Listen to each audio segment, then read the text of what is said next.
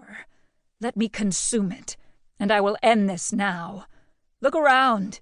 You have nothing left to live for anyway." I stare into his eyes, searching for the soul that I know he used to have, the boy he used to be, the friend I spent my childhood playing with. Surely he has to be there. "Your mates," he says with a delighted sigh in his voice, a maniacal glint in his jade-colored eyes as he stares at his blood-stained talons in adoration. "Cutting their hearts out with my bare hands gave me such a rush."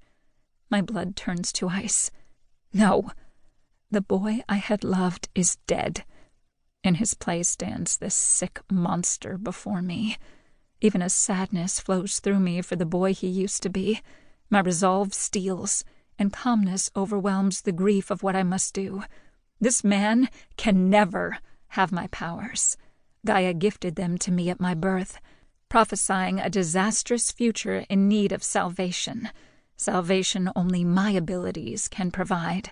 He will never have access to my goddess-given gifts. My mind works overtime and a plan forms. A single talon runs down and across my cheek, forming the letter A into my skin, marking me as his. Warm blood trickles down the side of my face, but I won't give him the satisfaction of seeing my discomfort. In truth, the pain of this minor cut is nothing compared to the loss of my family.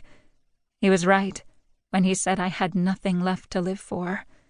He digs his talon into the bottom of my chin, trying to pull that pain out of me.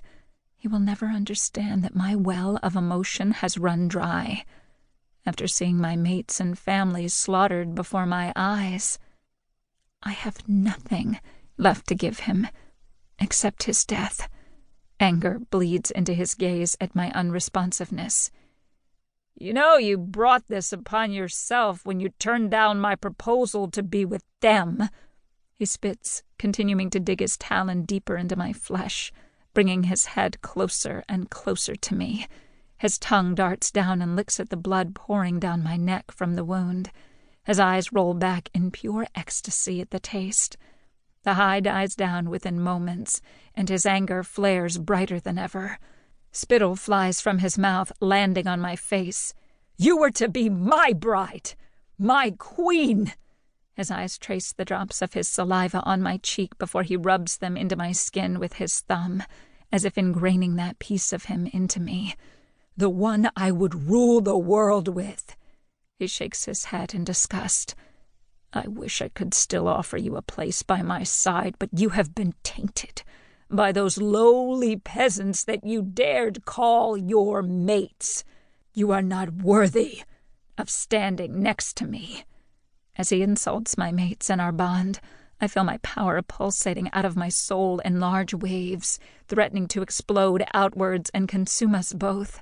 Whenever my power reacted like this in the past, my loves were always there to calm me down with their soft touches and gentle words, coaxing it back down to a manageable level.